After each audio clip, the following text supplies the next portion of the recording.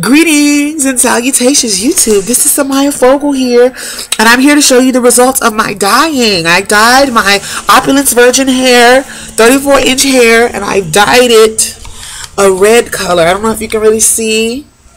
It's really bright in real lighting. It's very subtle in natural lighting, but I wanted it to be natural. You know how these days people will wear red and they wear their reds like ready red.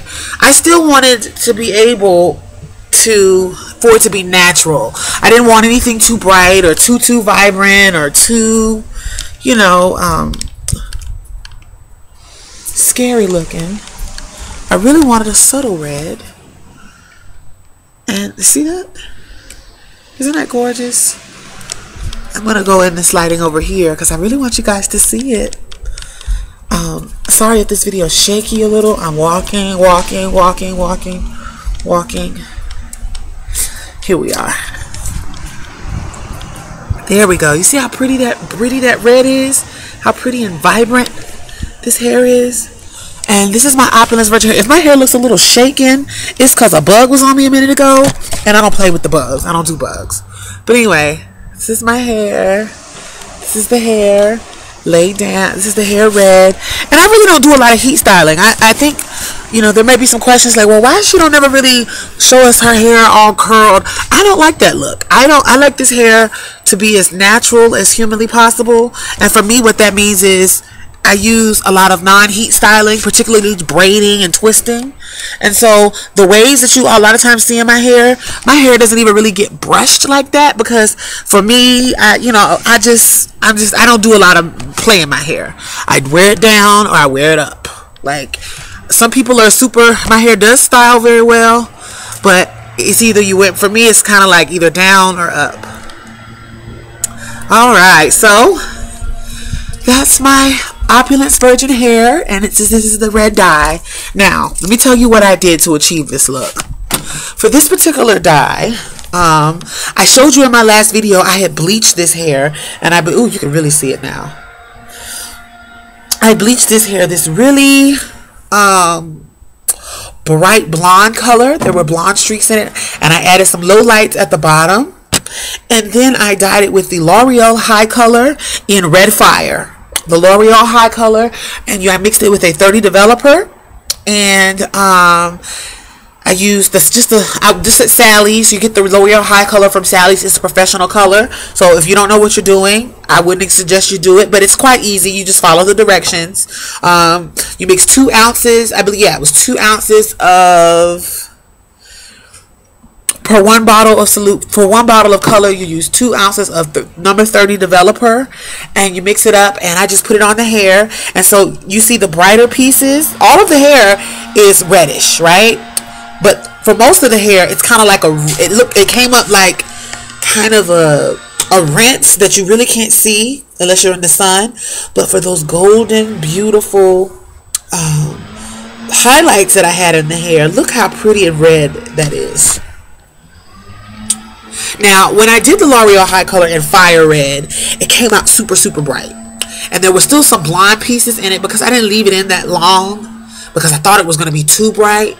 And it didn't. It didn't really. So it kind of came out red. And my baby was like, you should probably, I love the red. He was like, maybe you should try to put another, to kind of make the red pop.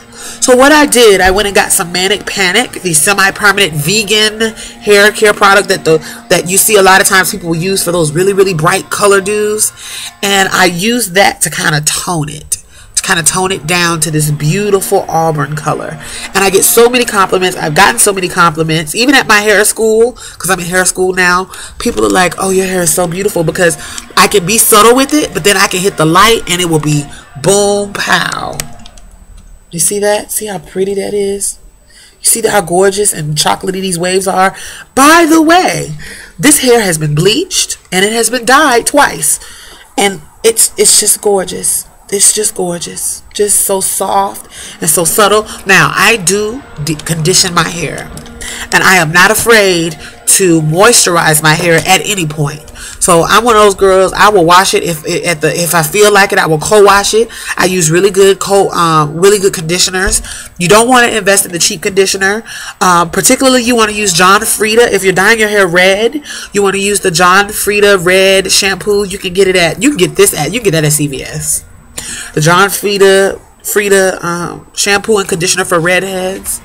When I'm co-washing and I want to particularly add good moisture to it, I will use some coconut oil or even my macadamia oil with the conditioner, and I'll let it sit in a bag and as I did the process, let me just explain. So when I did the bleaching, I deep conditioned, and y'all saw it in my very last video where I had deep conditioned the hair. After I deep conditioned, then I waited, let the hair dry totally, and then I applied a little bit of moisturizing oil, a little bit of macadamia oil, the dry oil by Organics I've shown in previous videos, and I put a little of that in the hair, and I waited and I let it get totally bone dry, and then I dyed it the red color. As a matter of fact, I let it dry overnight after I bleached it, and then I dyed it the red color with the Loreal Highcolor. Then I let that sit I put it in a conditioning bag for an hour, took that out and let it sit and let that totally dry. And then I did the Manic Panic. You never dye wet hair. I need to say that. You never dye wet hair. You always let the hair get back dry before you apply color.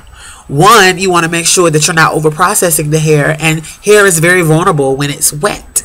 So you want to let the hair be totally bone dry before you go to condition the hair. To color it.